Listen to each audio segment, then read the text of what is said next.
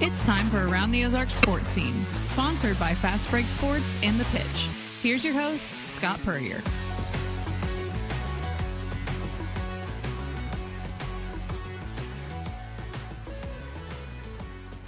Welcome into another edition of Around the Ozarks Sports Scene. I am Scott Purrier.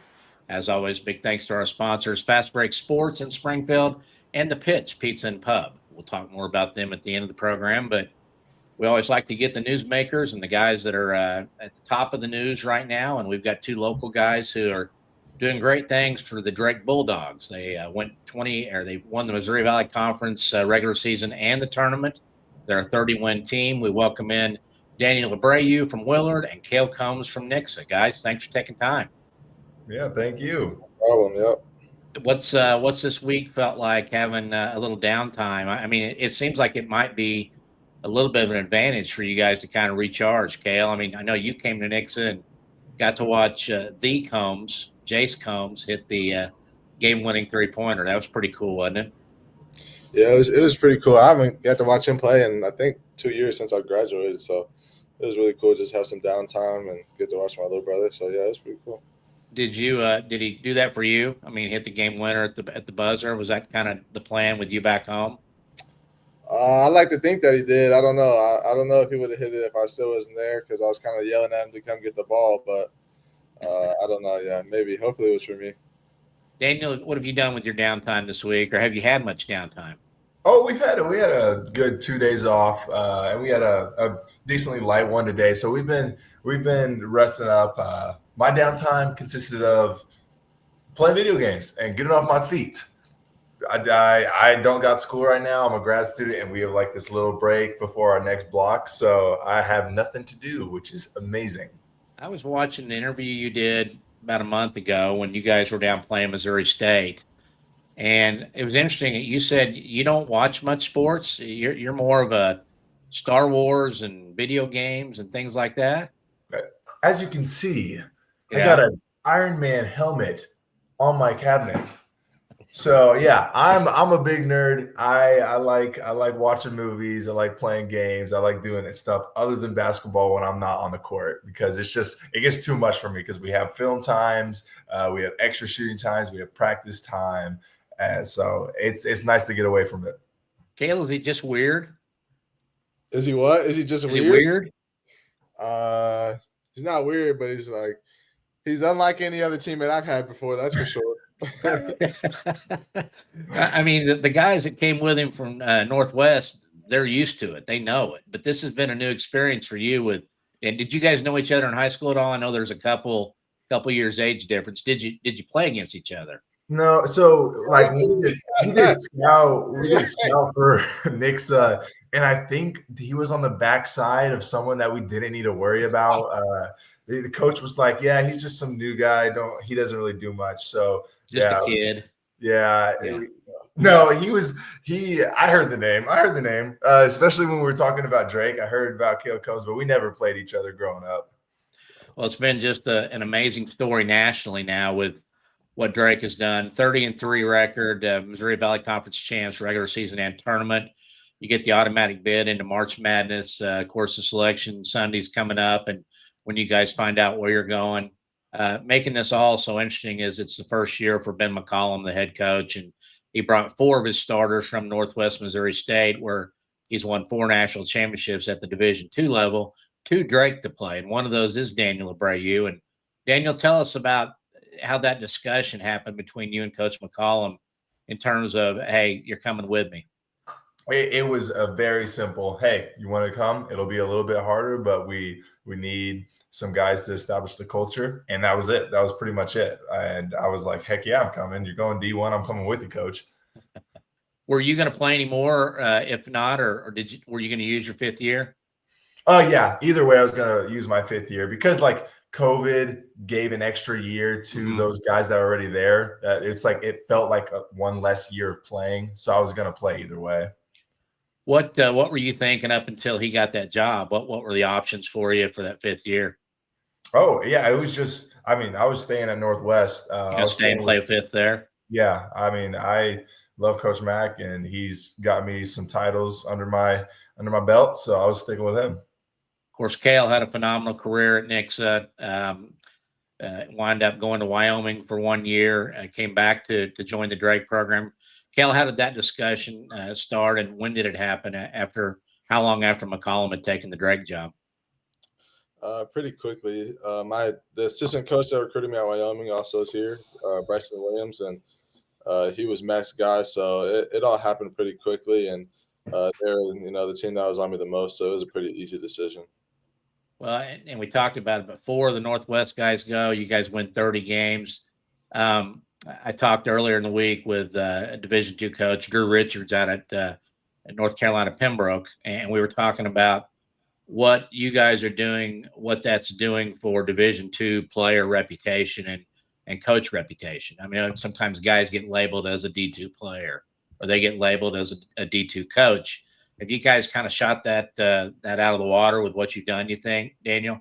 Oh, I would definitely agree. I always go back to Bennett Sturts having two offers out of high school. I mean, and now everyone wants him. Like, why wouldn't they? He's dominating, and it's just because he was overlooked. A lot of D2 guys at every level, everybody's overlooked in some way just because of like height, their athleticism, and I mean, although we do have me on the team and I bring all the athleticism, we have some people like Kael who aren't as athletic, and they deserve a shot too. No, it's just like I think basketball is more than athleticism, and there's some smart, great players at different levels.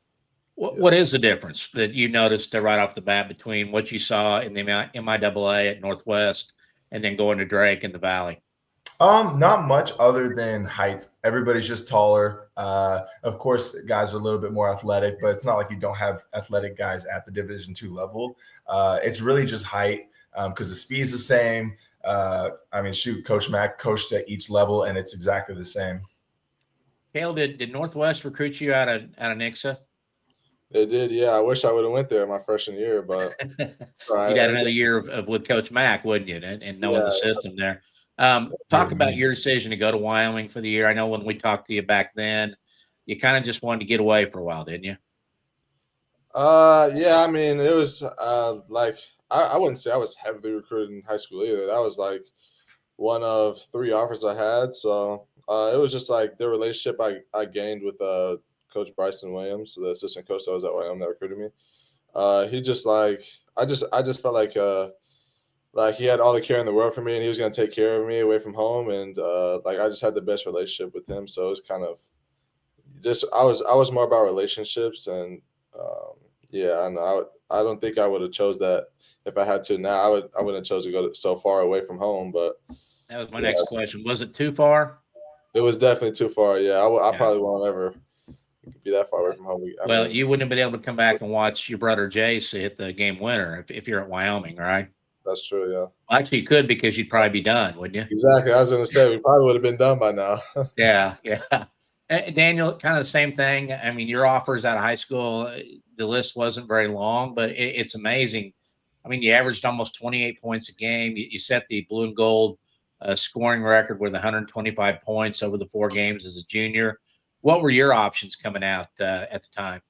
Yeah, I had a couple D1s, Abilene Christian and Jacksonville, Florida, and then a lot of other local D2s like Drury, S&T, stuff like that. And my decision to go at Northwest was primarily on making it in the tournament and getting to play a high level at the end of it. So I mean, with going to a mid-major, low-major D1, it's like, okay, yeah, I don't really want to be at a team that's gonna we're gonna do mediocre things. And or get in there and get killed by somebody, right? Exactly. You make the tournament, yeah. Yeah, I mean, I don't want to get embarrassed. Yeah. So it was. I know Mac had a history of making the tournament, and every time I visited, it seemed like a great culture of excellence. So I was kind of automatically drawn there.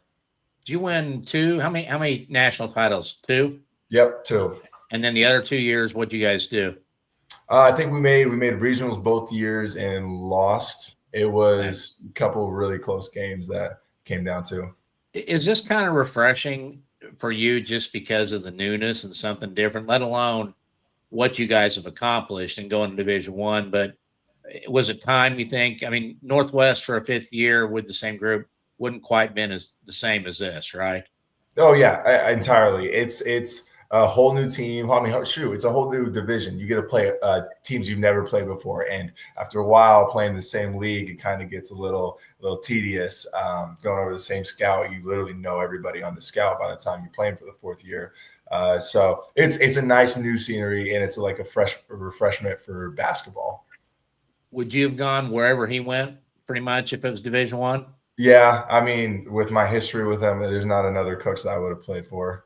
Yeah, you were talking about Bennett Sturts a while ago, the Valley Player of the Year, and we were talking about the D1, D2 deal. He averaged 15 a game his last year at Northwest and averaged 19 a game this year in Division One. So that was a pretty smooth transition for him.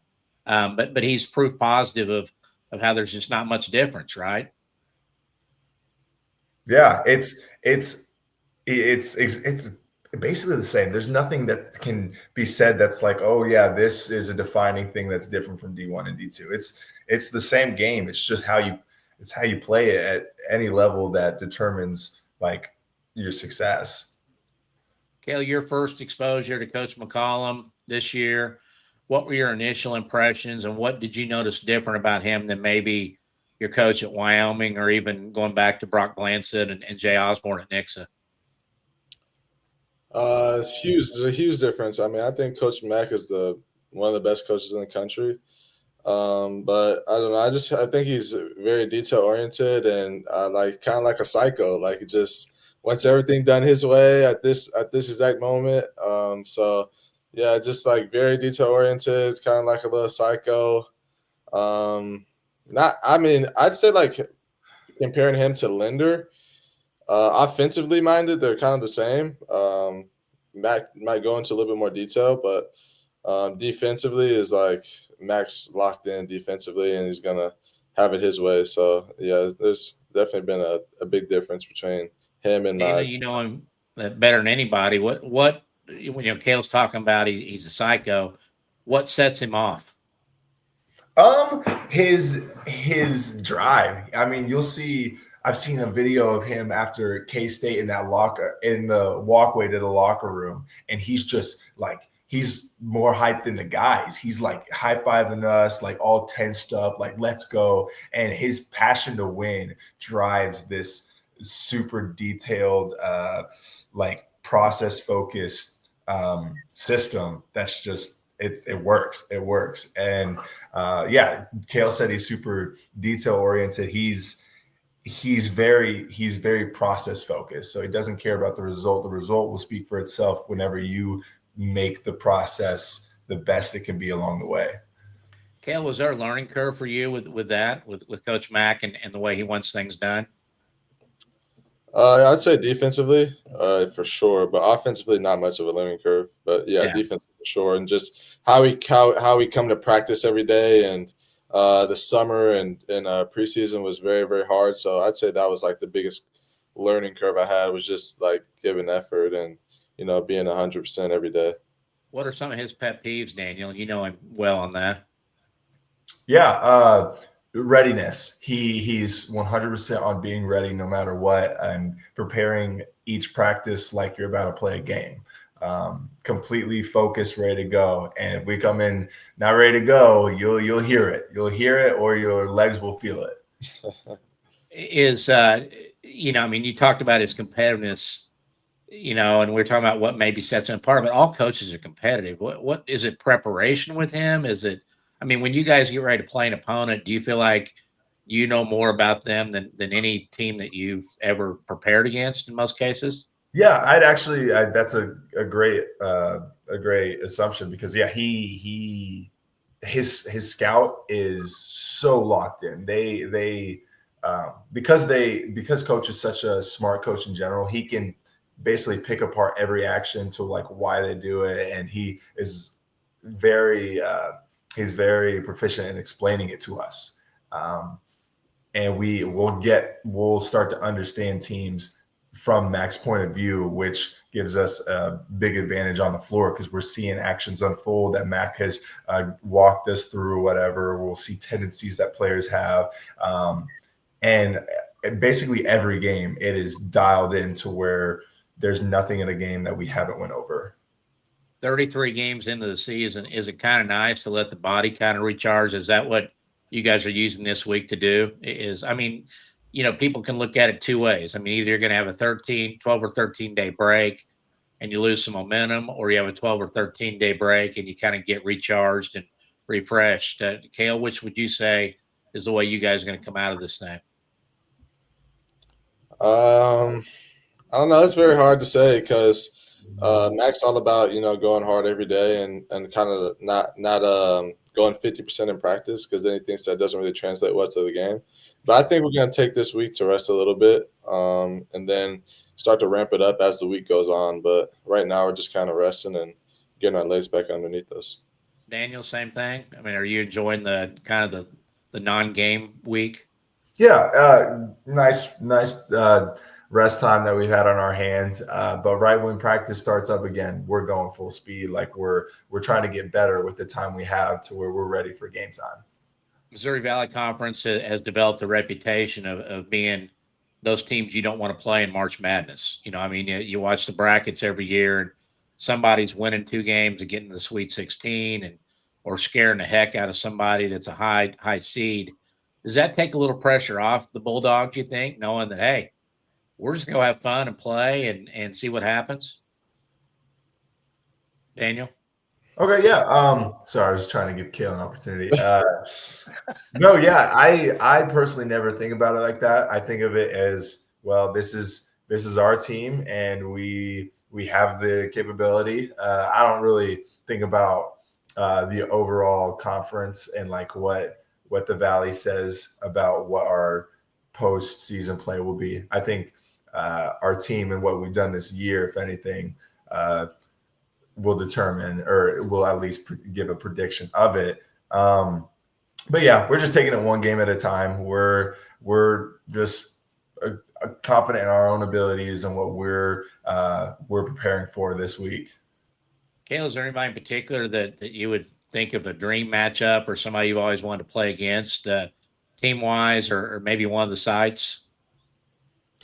I can give you a side. I don't like to say team matchups because then it's just Bulletin board material. Yeah. So, but I'd say like a dream side is probably like New York. I feel like that's like the mecca of basketball, or I don't know, maybe somewhere warm like Florida or California. Yeah. What was the trip back home to Great Southern Bank Arena like for you guys, Daniel? I mean, with you had such a great performance there your junior year in the blue and gold with 125 points, and then you guys come back and get to play the Bears in GSBA. What was that like? I'm sure you had a pretty good fan group there, didn't you? Yeah, it was great. Like my whole family got the front row behind the bench, and I have a lot of family. I have like 6 brothers, 2 sisters, and I'm an uncle of 12. So there was a lot of people in that first row. It was just all my people. So that was great. And that's really where I derived most meaning from it, the people that were able to come. The game was fun, playing on the same court. Yeah, it's cool. But it was really nice to be able to play in front of everybody that I knew and grew up with. Kael, did you have a pretty good showing there? Yeah. I had a lot of family there, a lot of friends and everything, old teammates, old coaches. So it was really cool just to come back and be able to play in front of them. Daniel, 6 brothers. Yeah. Where do you rank in age in that group of 6? I am the 3rd youngest. Okay. Yeah. And did the others play basketball, or were they 6'6" or not? I have some tall brothers. I think I'm the tallest, but we've got some 6'4", 6'3" guys in there. But yeah. So if we got together the Combs family and the Abreu family for a pickup game, at one of the parks, who wins? It's not even close. 500 to 10. Who? 500 to us, of course. Oh, okay, first of all, I put my little brother on you. He sits back. He lets you shoot the 3. You can let me shoot. I guard your younger brother because he's clearly a bucket compared to you. And that's how it would go. That's clamps. One of the amazing things I think is not only that you guys have won 30 of 33 games, but I think I saw where 7 of the 9 guys weren't even playing D1 last year. You had a JUCO guy that came in, and I know there's chemistry with the 4 of you that came from Northwest, Daniel, but how did this team gel so quickly as a whole with Kael and Kael? You had a teammate come with you from Wyoming, I believe, Yep. and what was that moment for you guys that you kind of felt like, hey, we can be pretty good with this group right now? Daniel, when did that hit? I think it hit after K-State that it was like, whoa, hey, we're doing some things.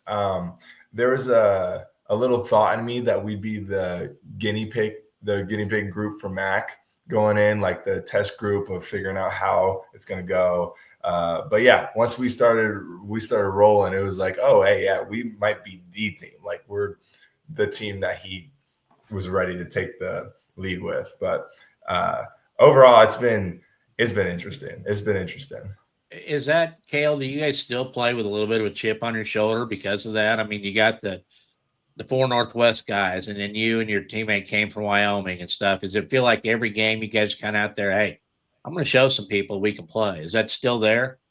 Yeah, for sure, it's still there. I mean, I don't think anybody, but maybe Cam, the one that came with me, was recruited highly in high school. So I'd say, yeah, this entire team has a big chip on their shoulder, and yeah, I think we come with it every game. And I think Mac also is very good at us, like making sure we stay with the chip on our shoulder too. Daniel, you can't stay in school forever. I know that may be your goal, but you got to go out into the big boy world at some point. What are you going to do? Have you thought about it? Is there more basketball maybe for you? There might be. We'll see. It's kind of just unfolding as it goes along. You call it the big boy world. I invite you to do what we do. Tell me I'm not a big boy with hanging out with Mac during practice when I'm not doing something correct. Is it tough?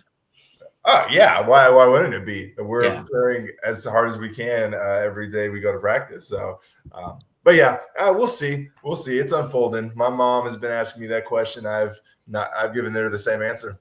Yeah. I mean, overseas basketball interests you at all or not? Yeah, it does. It does interest me.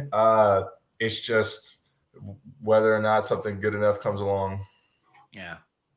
Can Mac have fun? Is he a guy that when you get off the floor, is he somebody you can joke with and stuff, or is he always business? Oh, he's a lot of fun. Like even today, practice, we go through our hard first portion. No one knows how today's practice is going to go. We had 2 days off. We could be killed or we can get like a light practice. So you go in just not knowing what's going to happen. We start off pretty hard. And by the end of practice, we split into 2 groups and we play games. We do like relay races. We do a little bit of shooting.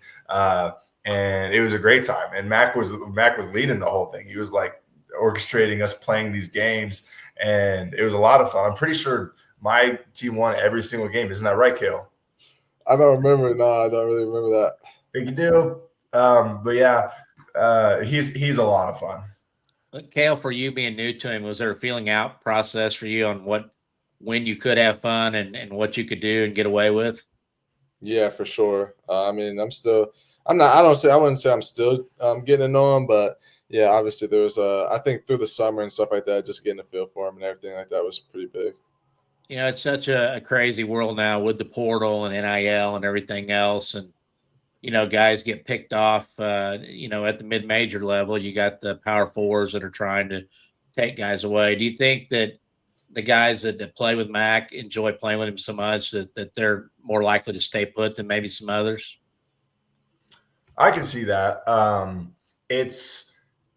I think it comes down to people's own personal what they want out of basketball, and people that like winning usually stay with Mac. I mean, it's hard not to enjoy what we've accomplished this season, and it would be hard to go to a program that might have a good record, might not. Like, what you're getting with Mac. You're going to get a competitive team that is going neck and neck with people every game, no matter who it is.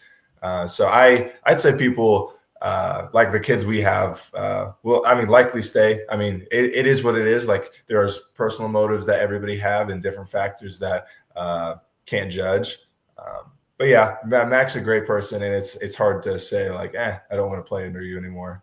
You know, when Missouri State was looking for a coach and they talked to Coach McCollum, you know, and stuff, I assume that had you had the opportunity, would both of you have come to Missouri State with him if he took this job? Kael? Absolutely, I would have. Yeah, I mean, as long as my assistant coach at Wyoming came with him, yeah, I probably would have been there for sure. Yeah, Daniel? That's a little too close to my mom, my dad. you would have been there. You would have been there, Dan. Right there. No, yeah, of course I would have been there. That Hey, was is he a mama's boy and he's not letting on? I don't know. I don't have him figured out. Like I said, he's unlike any other teammate I've ever had. So yeah, there's no figuring Dan out. Yeah, it would have been good. I mean, because all my family's there, they would have been there every game, so it would have been nice. Yeah. What is for each of you, Daniel? You first. What is a successful NCAA tournament in your eyes? What would be that definition of it for Drake to I guess show out next week when the tournament starts? I really don't have any thought of what would be success. My thing is just giving it. If we give it everything we got on that court, and we don't have any like regrets of going harder or whatnot, giving it more this possession or that possession, then that's a success. I mean, we may win, we may lose, but if we can go through it and not regret us not giving everything we have, then that's a success for me. Yeah, you pretty much need to hit a game winner at some point in this March Madness to match Jace. I mean, step up and hit that. I mean, you feel a little heat there from little brother? Not at all. No. Yeah. I had my game winners in high school. I think this year Bennett Sturts will have the ball in his hands if there's any chance of a game winner. Pretty good hands to be in, you think? No, for sure. Yeah, the best hands we have, I'd say, on our team to hit a game winner. Yeah, he's already hit one. So. Yeah. Well, guys, it's been a treat to talk to you. Thanks for your time, and best of luck to you next week. And go get 2 or 3, or what's it take, 5 to win the whole thing? I think, is that right? Is it 6? Yep. 6. Yeah, go get 6 then. Is that something that'd be pretty cool, wouldn't it, Daniel? I think it would be pretty cool. That'd be something. Yeah. Yeah. I mean, you guys at Northwest are used to just taking that thing all the way out, so you might as well do it here too, right? Yeah. Why not? What's different? Let's do it. That's right, guys. Hey, thanks again, and best of luck to you. Thank you. Big thanks to Daniel and Kael for taking their time out to talk about a big week coming up for them next week. Everybody get those brackets ready and be ready to pencil in Drake for maybe a win or two, because those Valley teams are tough when it comes down to March Madness. And we've seen it time and time again, and no reason that these guys can't do it as well. So that's going to do it for this week's podcast, Around the Ozark Sports Scene. Again, big thanks to our sponsors, Fast Break Sports over there on South Campbell. Of course, you're home for all things sports memorabilia, collectibles. They've got football cards, basketball cards, baseball cards, all the cases and protectors to get those investments under wraps for several years. And, of course, sports memorabilia for your favorite teams as well. And then the Pitch Pizza and Pub, located in the Southern Hills Shopping Center off East Sunshine. Pitch has great pizza, great calzones. The drinks are fabulous, and it will be a great place to go watch a little March Madness basketball with their TVs and the sports bar feel there. So go check that out as well. So again, thanks, and we will see you next week on Around the Ozarks Sports.